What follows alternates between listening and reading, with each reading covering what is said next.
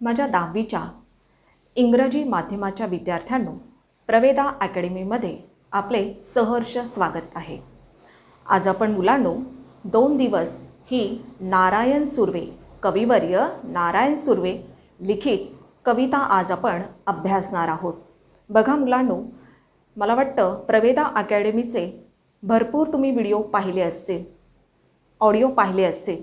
त्या ऑडिओमध्ये प्रत्यक्ष आपली भेट झालेली नाही, पण मला वाटतं हा पहिलाच माझा व्हिडिओ आहे की आपण समोरासमोर बसून एकमेकांशी हा संवाद साधणार आहोत। मी कविता शिकवणार नाहीये, तर कवितेच्या माध्यमातून कवी आणि तुम्ही विद्यार्थी याच्यातली मी मेडिएटर म्हणून काम करणार आहे। मेडिएटर म्हणजे काय की कविवर्य नारायण सुर्वे यांना या कवितेतून काय बरं सांगायचं आहे हे मी सांगण्याचा प्रयत्न करणार आहे। कवींचे शब्द आणि विद्यार्थ्यांपर्यंत पोहोचण्यासाठी मी एक मेडिएटर म्हणून काम करणार आहे। तर मुलांनो, अतिशय सुंदर अशी ही कविता आहे की कसं असतं बरं का मुलांनो, की जेव्हा एखादी व्यक्ती गरिबीतून पुढे येते, गरिबीचे चटके जेव्हा ती सोसते, त्या चटक्याच्या सोसण्यातून एक त्याचं दुःख तयार होत असतं आणि त्या दुःखांना जेव्हा शब्दांची झालर प्राप्त होते, त्याला शब्द प्राप्त होतात, त्यातून एक वेदनामय अशी ही कविता निर्माण होते। तसेच आपले हे कविवर्य नारायण सुर्वे यांनी 2 दिवस या कवितेतून आपल्याला जे त्यांचं दुःख सांगितलेलं आहे की कामगार वर्गाचं दुःख काय बरं असू शकतं, की आपण नेहमी म्हणतो बायकांचं दुःख वेगळं, पुरुषांचं दुःख वेगळं, पण याच्या व्यतिरिक्त सुद्धा एक कॅटेगरी अशी आहे कामगार वर्गांची, अतिसामान्य लोक जे चाळीमध्ये राहून पडेल ती कामं करून आपल्या कुटुंबाला ते हातभार लावत असतात, आपल्या कुटुंबाचा संपूर्ण चरितार्थ ते चालवत असतात। असा हा कामगार वर्ग आणि त्यांच्या व्यथा ह्या नारायण सुर्वे, कविवर्य नारायण सुर्वे यांनी आपल्या शब्दातून व्यक्त केलेल्या आहेत। आता आपण असं म्हणतो की कवींना ही सगळी प्रेरणा कुठून बरं मिळाली, तर आधी थोडंसं मी नारायण सुर्वे या कवींविषयी सांगू इच्छिते। अतिशय हलाखीच्या परिस्थितीत जगणारे असे हे कवी की त्यांचं बालपण हे सुरुवातीला गरीब कुटुंबातून, म्हणजे ते अनाथच होते आणि त्यांना दत्तक घेतलं गेलं। ते दत्तक गेल्यानंतर त्यांची जी घरची परिस्थिती होती ती फार मोठी, अगदी सुखासीन होती अशी नाही।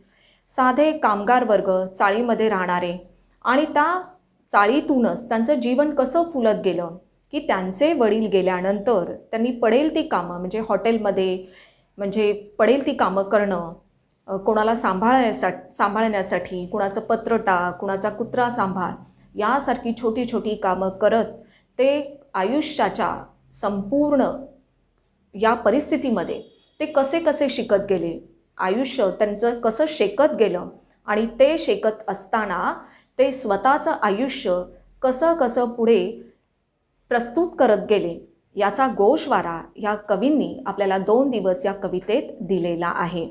तर आपण कवितेला सुरुवात करूया। कवितेला सुरुवात करण्यापूर्वी जे मी तुम्हाला नारायण सुर्वे कवींविषयी सांगितलेलं आहे त्यांच्याविषयी आणखी थोडंसं जास्तीचं जाणून घेऊया। कवी नारायण सुर्वे, त्यांचा जन्म आहे 1926 आणि मृत्यू 2010 साली।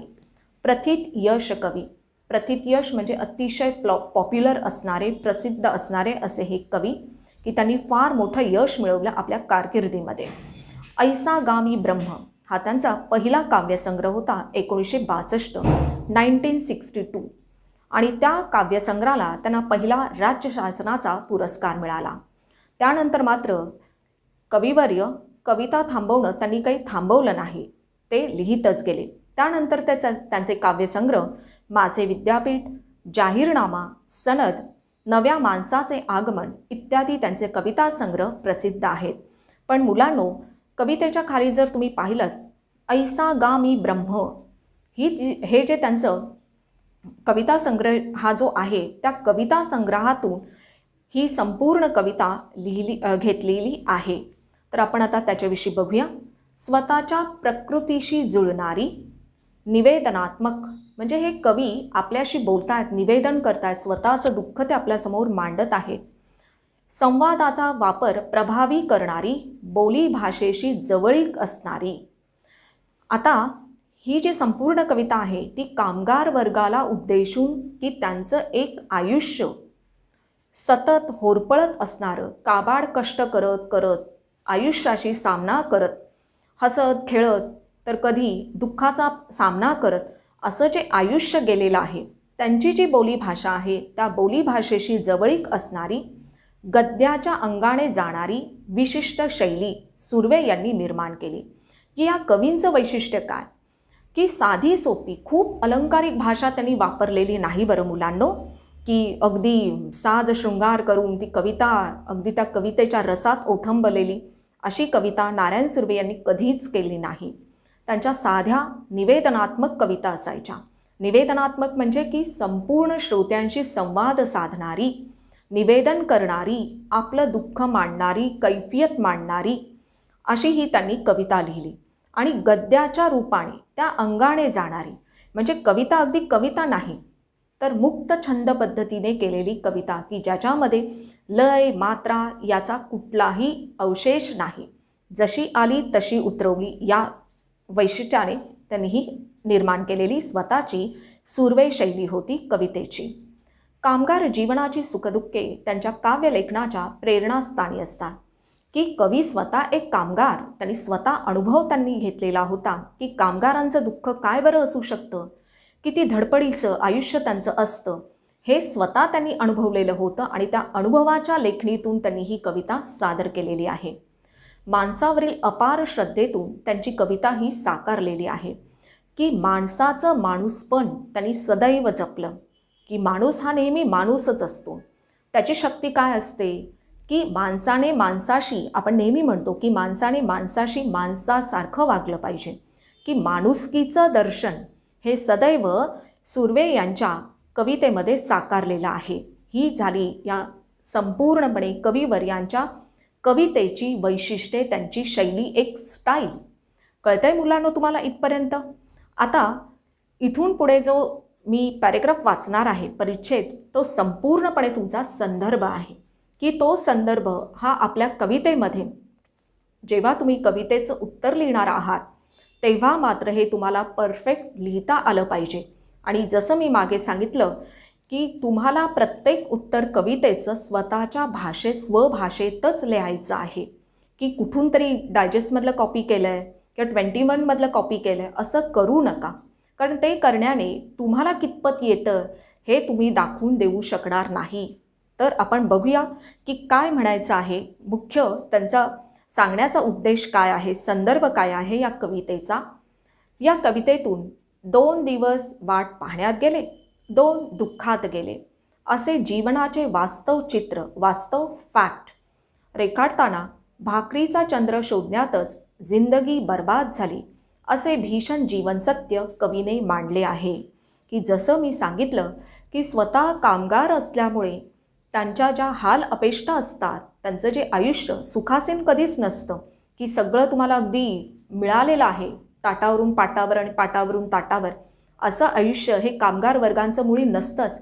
आणि नारायण सुर्वे यांनी अतिशय हलाखीच्या परिस्थितीत स्वतःला सिद्ध करत, झगडत, आयुष्याशी मुकाबला करत ते इथपर्यंत येऊन पोहोचले होते. म्हणूनच ते म्हणतात की 2 दिवस वाट पाहण्यात गेले. बघा, मनुष्य हा नेहमी आशावादी असतो. बाबा रे, आज मी दुःख भोगतीये किंवा आज मी दुःखात आहे, कदाचित पुढे माझा हा भाग्योदय होणार आहे, कदाचित माझे खूप चांगले दिवस जातील, या आशेवर प्रत्येकजण आपण हे जगत असतो. आता कोविड-19 कधी ना कधीतरी संपणारच आहे, पुन्हा एकदा नव्याने आपण आयुष्याला सुरुवात करू हे असं आपण मानतोच की. व त्याचप्रमाणे कवी म्हणतात की 2 दिवस वाट पाहण्यात गेले. कशाची वाट पाहिली त्यांनी? की सुखासीन आयुष्य मला कधी ना कधीतरी लाभेल, सुख हे भरभरून माझ्या पदरात कधीतरी पडेल. आणि 2 दुःखात गेले. त्यांची आशा काय गेली? पूर्णपणे मावळून गेली, निराशा झाली. की ते आशेचे दिवस, सुखाचे दिवस त्यांच्या आयुष्यात काही आले नाही. म्हणून कवी म्हणतात 2 दुःखात गेले. हा जो आयुष्याचा त्यांनी हिशोब केला आहे, ते म्हणतात की भाकरीचा चंद्र शोधण्यातच जिंदगी बर्बाद झाली. बाळांनो, भाकरी कशी असते रे? गोल असते ना, गरगरीत, चंद्रासारखी. अगदी तुम्ही तांदळाची भाकरी बघितल्यानंतर तुम्ही म्हणाल, अरे वा, चंद्रच आहे जणू काही. मग तसा हा चंद्र, आता बघा, भाकरीचा चंद्र शोधण्यातच जिंदगी बर्बाद झाली. जिंदगी बर्बाद, बर्बाद म्हणजे वाया गेली. की विधभर पोटाची खळगी भरण्यासाठी, हे छोटंसं पोट भरण्यासाठी काय झालं? आयुष्य पूर्णपणे बर्बाद झालं. की प्रत्येक वेळी कुठलंही सुखस्वप्न पाहण्यात त्यांनी आयुष्य खर्ची घातलं नाही. आता कवी म्हटल्यानंतर वेगवेगळ्या कल्पना असतात, चंद्र, तारे, वेली, फुलं, पण हे पाहण्यात कविवर्यांकडे तेवढा वेळही नव्हता. ते म्हणतात, भाकरीचा चंद्र शोधण्यातच जिंदगी बर्बाद झाली. माझं आयुष्य काय झालं? भाकरीचा चंद्र, चंद्राकडे बघण्याचा मोह जरूर झाला, पण तो माझ्याकडे कसला चंद्र होता? भाकरीचा. सदैव एकच चिंता माझ्या पाठीशी राहिली की बाबा रे, हे पोट कसं काय मी भरायचं बरं? अजून किती मी कष्ट उपसायचे? म्हणून ही चिंता सतावत ते संपूर्णपणे आयुष्य त्यांचं बर्बाद झालं, उसवत गेलं, वाया गेलं. असं हे भीषण जीवन सत्य कवीने या कवितेत मांडलेलं आहे. हे वास्तव आहे, फॅक्ट आहे. पण हे सत्य मांडताना जगाच्या या शाळेत दुःख पचवून जगण्याची शिकवण आपल्याला मिळाल्याचे ते सूचित करतात. बघा, कवी आपले निराशावादी नाही आहेत. ते म्हणतात, भलेही माझी जिंदगी अशीच गेली, अप अँड डाऊनमध्ये. अप अँड डाऊन, कधी सुखाचे दिवस आले, फार थोडे आले, दुःखाचे भरपूर आले, पण तरीसुद्धा या आयुष्याच्या शाळेमध्ये मी भरपूर शिकलो.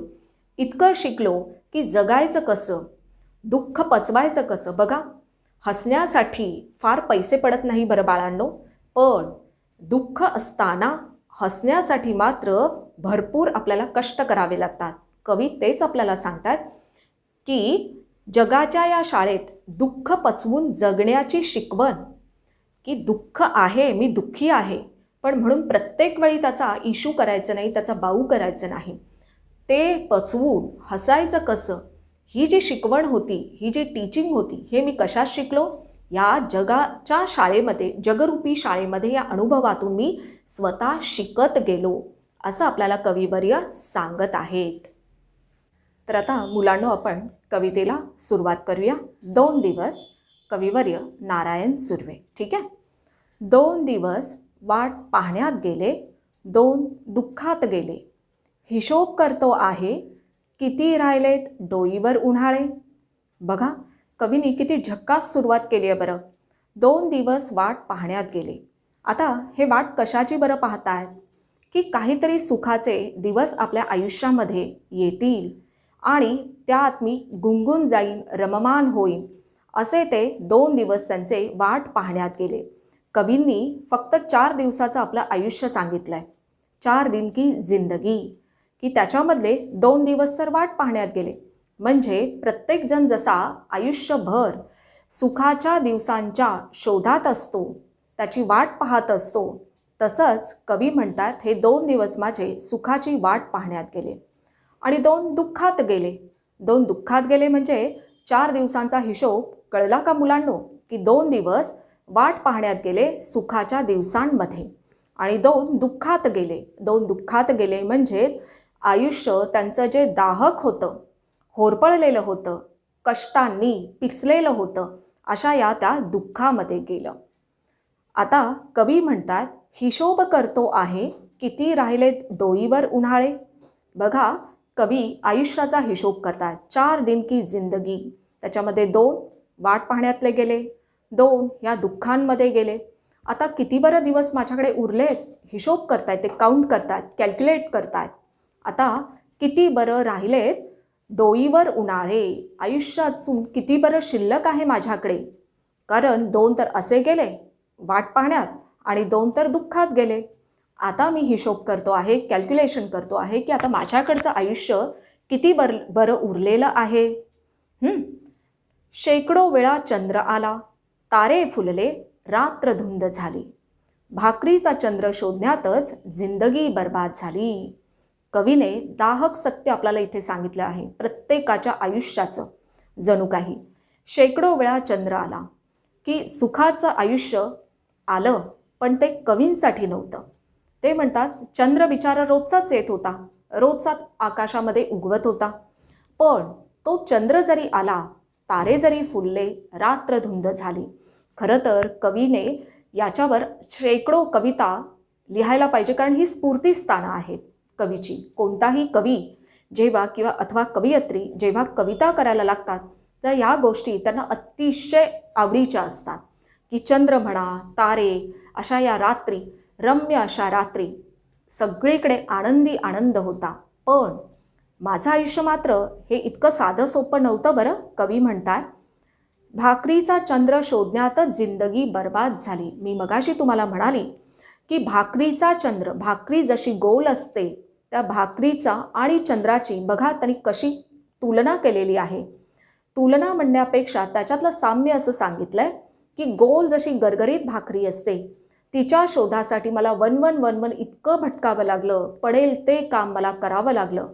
आयुष्य माझं काय झालं, पूर्णपणे माझं बर्बाद झालं, वाया गेलं. कशासाठी?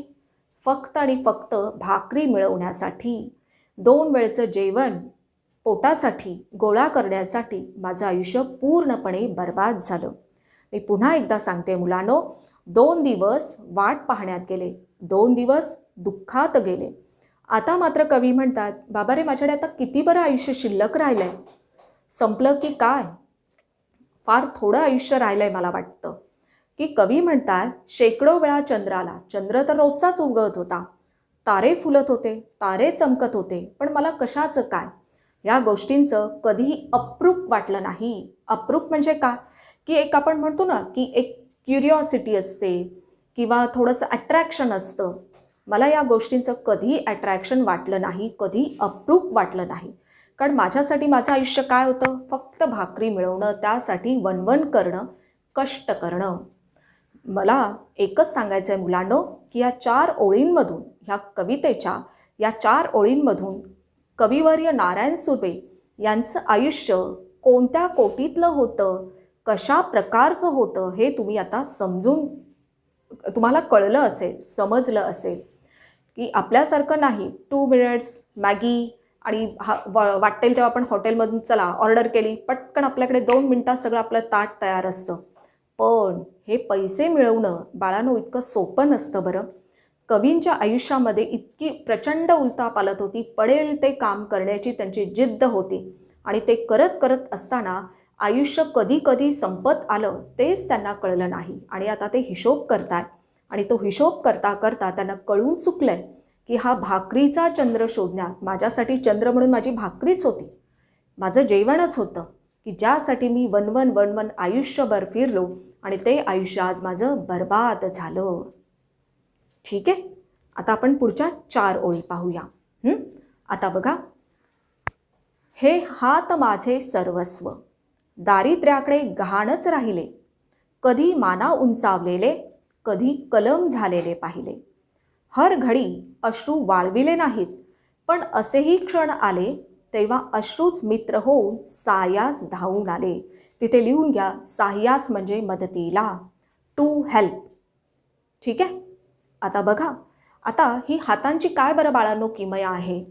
बघा, लिहिण्यासाठी हात, काम करण्यासाठी हात, प्रत्येक गोष्टीसाठी आपले हात अत्यंत महत्त्वाचा अवयव आहे, बरोबर आहे की नाही.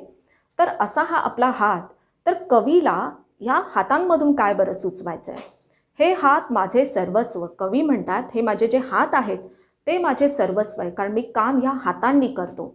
म्हणजे माझ्यासाठी ते अगदी पूर्णपणे मी ज्याच्यावर विसंबून असेल, तर हे माझे हात, की जे माझ्यासाठी सर्वस्व आहे, माझा जीव की प्राण आहे.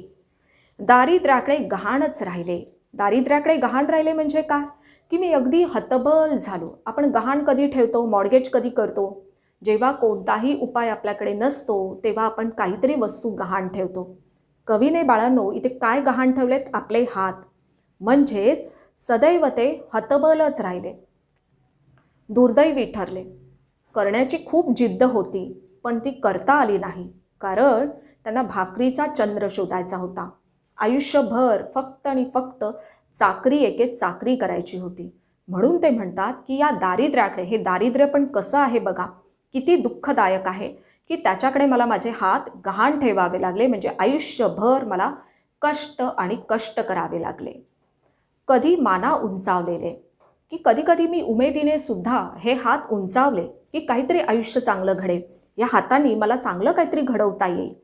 असे हे कधी माना उंचावलेले उमेदीने, उमेदीने म्हणजे आशा. बघा, माणूस हा सगळ्यात जास्त कशावर जगत असतो बाळांनो? आशेवर, होय की नाही? की आता शाळा बंद आहे, पण कदाचित आमची दिवाळीनंतर शाळा सुरू होईल, ही जी आपली आशा आहे की नाही, त्या आशेवर आपण मस्त एन्जॉय करतो ना, खयाली पुलाव. त्याचप्रमाणे कधी माना उंचावलेले. आता माना म्हणजे ह्या आपल्या माना नव्हे, हातांनी माना उंचावल्या आहेत. म्हणजेच उमेदीने, आशेने हे हात कधी त्यांनी उंचावले की काहीतरी करण्याची जिद्द त्यांनी बाळगली.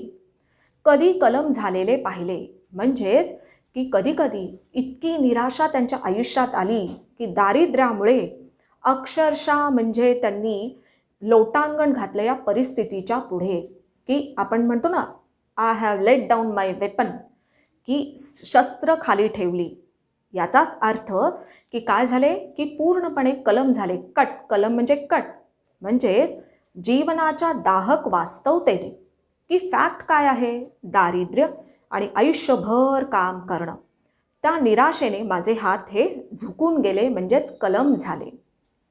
बघा, ही झाली कवींची हाताची वैशिष्ट्य, की ते कधी सर्वस्वही होते, कधी त्यांनी दारिद्र्याकडे गहाणही ठेवले, कधी आशेने हातही उंचावले, तर कधी कधी निराशेने सुद्धा त्यांचे हात खाली झुकले.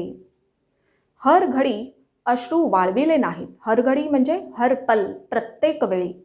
की माणसाला डोळ्यातून अश्रू कधी येतात बरं बाळांनो? खूप दुःख झाल्यानंतर, अनावर दुःख झाल्यानंतर. कधी कधी आनंदाश्रूसुद्धा येतात बरं. आनंदाने सुद्धा माणूस रडतो. पण कवीच्या आयुष्यामध्ये मला नाही वाटत फारसा आनंद जेवढा हवा तेवढा आलेला होता. कवी म्हणतात, हर घडी अश्रू वाळविले नाहीत, पण असेही क्षण आले तेव्हा अश्रूच मित्र होऊन सायास धावून आले. की दुःखाचा डोंगर एवढा कोसळलेला होता की त्या दुःखातून सावरण्यासाठी, जसं मित्र आपल्याला मदत करतो की नाही, की संकटकाळी जेव्हा खरा मित्र आपल्याला धावून येतो तेव्हा आपण त्याची पारख करतो, अरे बाबे, खरंच हा माझा खरा मित्र आहे.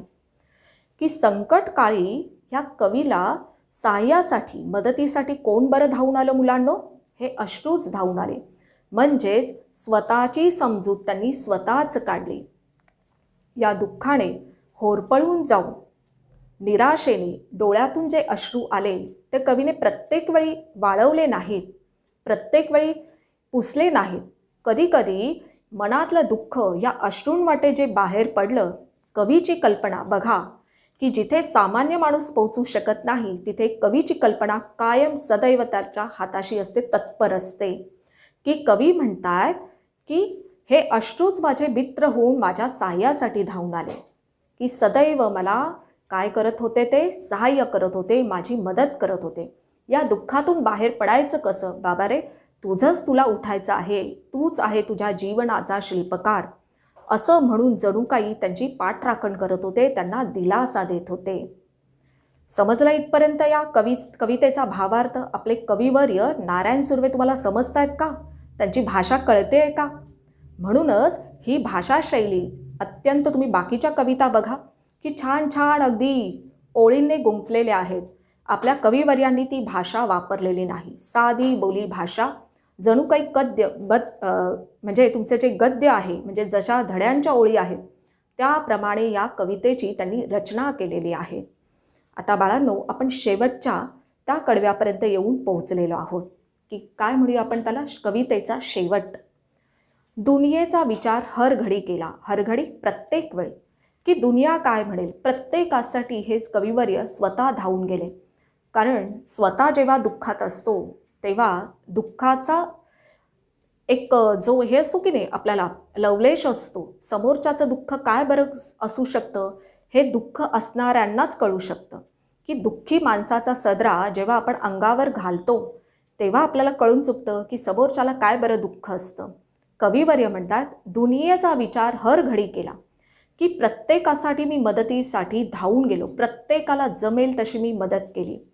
अगा जगमय झालो, अगा संपूर्ण एंटायर, की असं करता करता विंदा करंदीकर जे म्हणतात आपल्याला, काय बरं म्हणतात माहिती आहे ना? काय बरं त्यांची कविता आठवते आहे का? देणाऱ्याने देत जावे, घेणाऱ्याने घेत जावे, देता देता काय बरं व्हावे? देणाऱ्याचे हातच घ्यावे. तसंच कवी म्हणतात की कविवर्य म्हणतात, असा मी जगमय झालो, संपूर्णपणे जगमय, म्हणजे जगातलं जे दुःख आहे, जिथे दुःखाचं लवलेश आहे, अशा ठिकाणी सगळ्यांसाठी मी काय केलो? पुढे धावून आलो त्यांच्या दुःखासाठी. आणि असं करता करता मी जगमय झालो.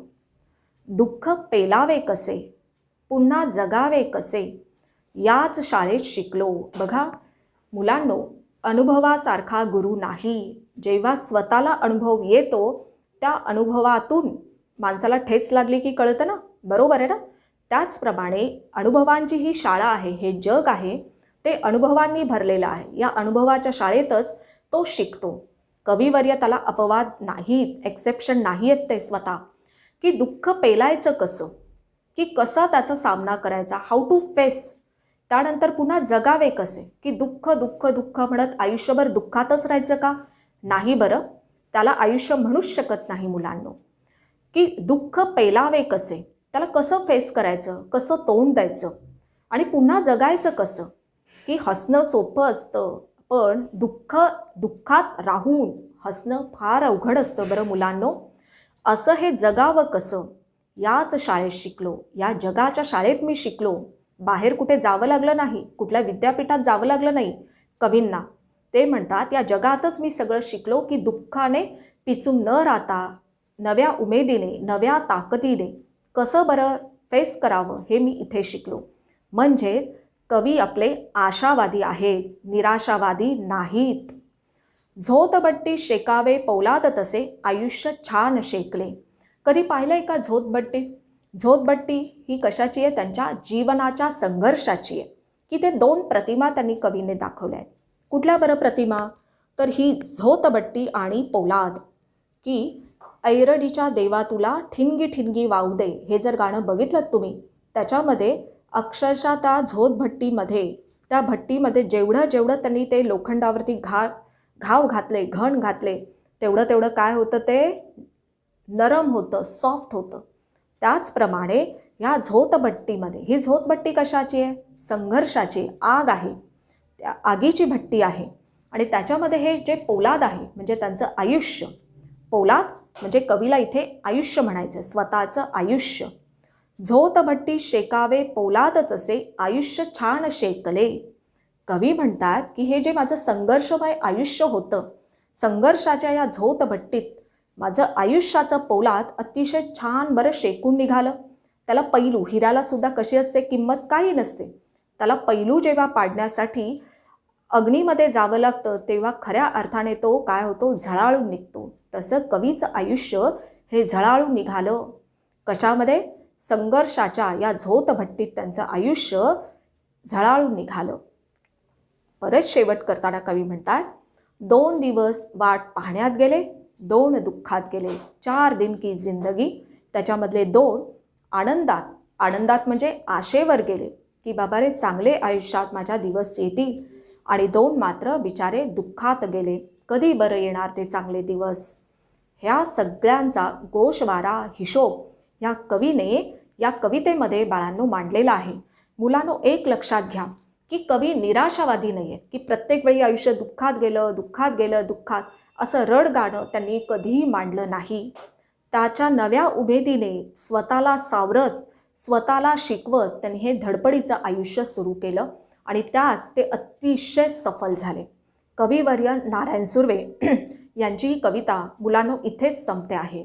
तर आता मी कविता संपवण्यापूर्वी 2 गोष्टी मी तुम्हाला सांगू इच्छिते.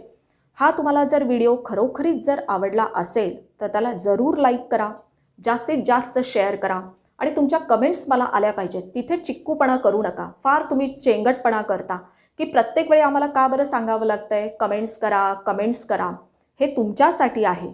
तुम्हाला जिथे जिथे शिकावंसं वाटेल, जे तुम्हाला समजलं नसेल, तुम्हाला काही कमेंट्स द्याव्याशा वाटल्यात, अगदी खुल्या दिलाने तुमचं स्वागत आहे. तर आज आपण इथेच थांबणार आहोत. प्रवेदा अकॅडमीवरचं तुमचं प्रेम सातत्याने असंच राहावं हीच तुम्हाला प्रार्थना. थँक्यू.